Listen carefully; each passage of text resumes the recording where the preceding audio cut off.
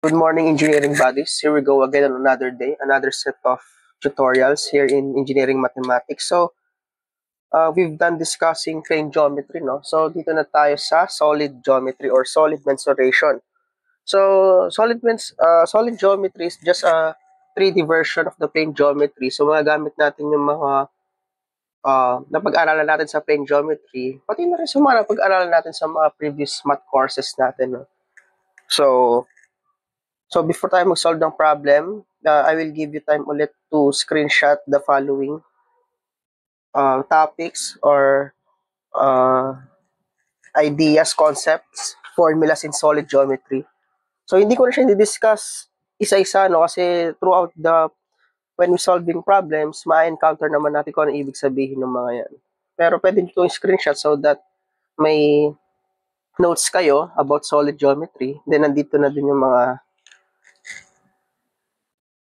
may mga formulas din dito na magagamit natin.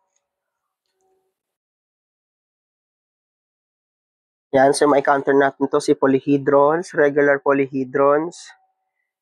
Yan, tsaka kung ano to, ito pakitandaan to guys, yung number of, yung M, N, F, E, V, kung ano ibig sabihin niya, number of vertices, number of faces, number of edges.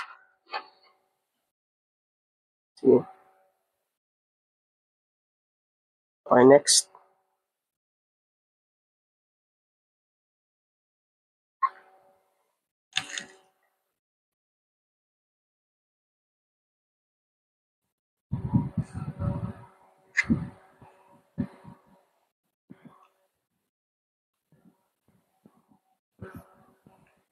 So, di-discuss natin kung ano nga ba yung edges mamaya throughout pag nagsasolve na tayo ng problems, kung ano nga ba yung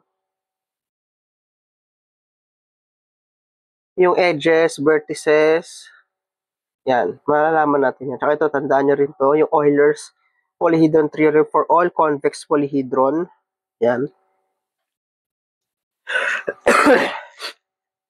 Then, prisms. Yan, pakitandaan itong mga formula na to. Volume is area of the base times the height.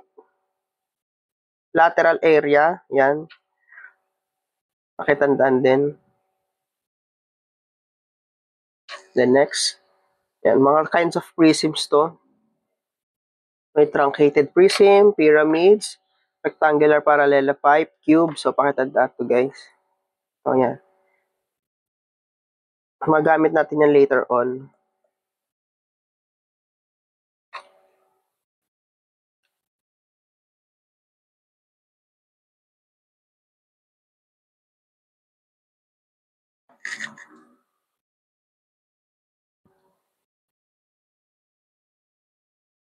Okay, next.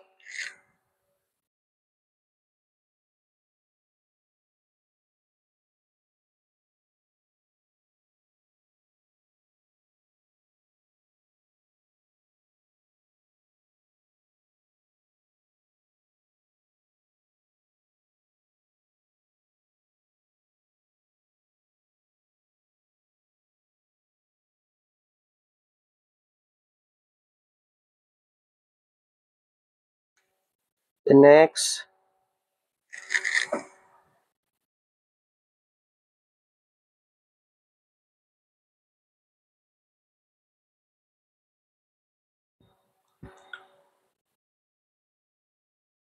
Cylinder, cone, yan, magamit natin.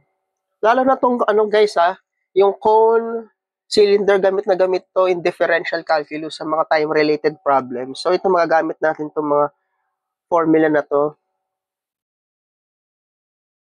Yan, mga gusto magagamit natin yan. Even the sphere is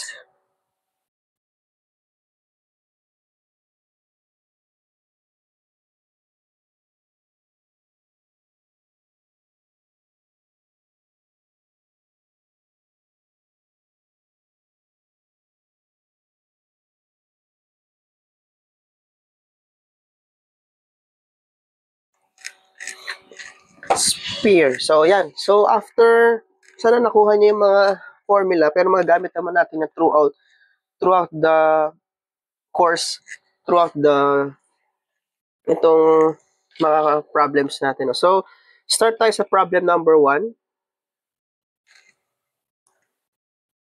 Yan, ito yung problem number 1 natin.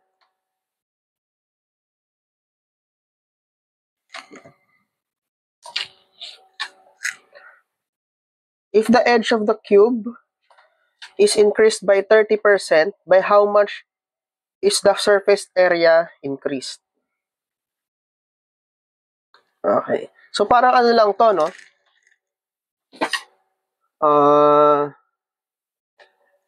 Similar, kung naalala nyo sa plane geometry, meron tayong similar figures, pero meron din ganito. So, first things first, mag-let lang tayo ng mga variables. So, let A1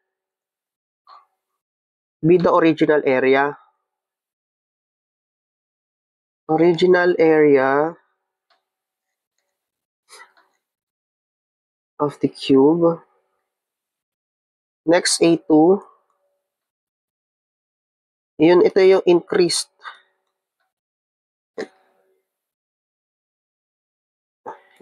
area of the cube. O yung bagong area, no?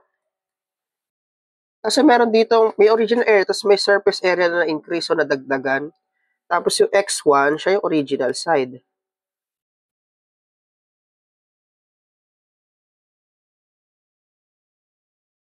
Then x2, ito yung increased side. Ano ba yung increased side? Sabi dito, if the edge of the cube is increased by 30%, when we say edge pala, yan yung side ng cube, guys, ha? So, wala pala tayong 3D dito.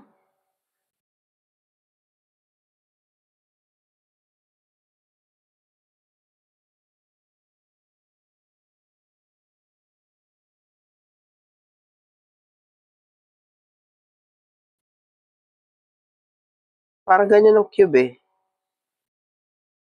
Sabi natin ganyan.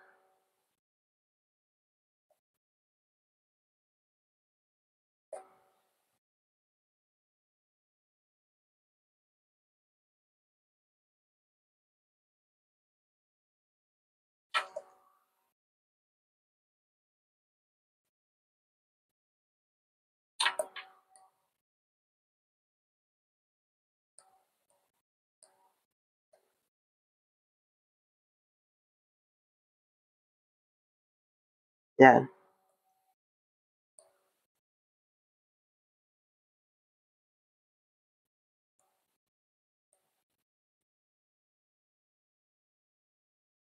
Yan si cube. So, yung tinutukoy na edge, ito yan, yung edge na yan. Side yan, guys. Yan yung side ng cube. Okay? So, yung increased side, siya yung bali nagtaas doon ng 30% eh. Bali parang 1.3 ng x1. Okay? Tapos, alam naman natin, all cubes. Tandaan nyo na all cubes are similar. So, pwede natin magamit tong area 1 all over area 2 is just, yan.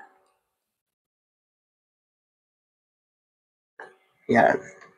So, ano ba yung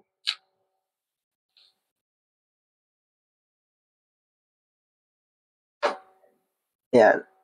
So, ano ba ang formula ng surface area? Ang surface area is just surface area ng cube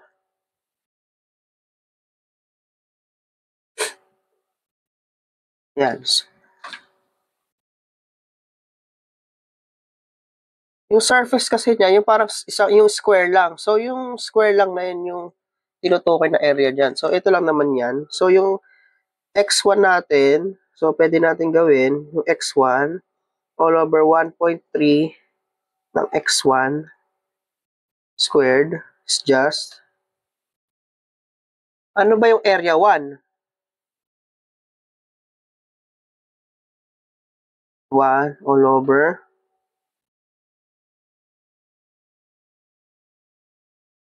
area 2 is the increased area of the cube.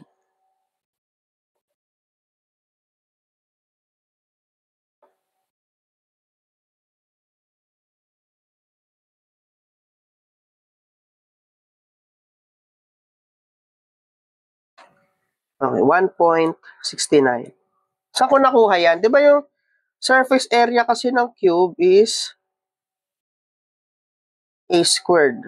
So, 1.3 squared. Yan yun. Kalkuhin natin.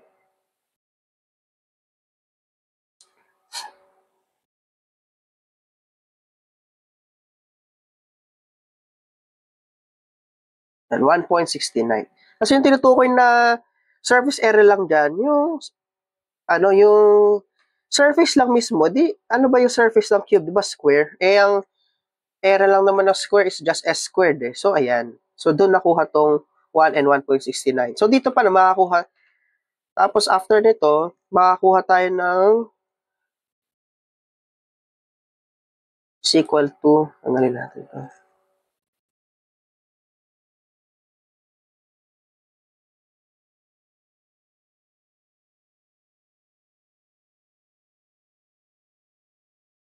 Pag sinimplify natin yan, makakuha tayo ng value na area 2 is just 1.69 ng area 1. Kasi dito makakancel yung x1, then etc.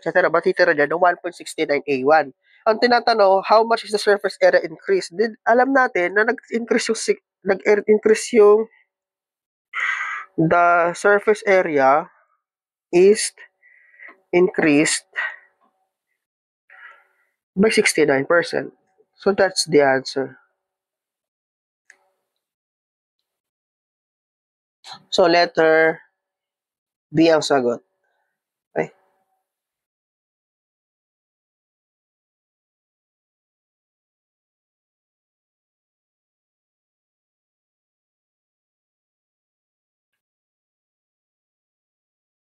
Okay. So yeah. So that's how you solve this kind of problem.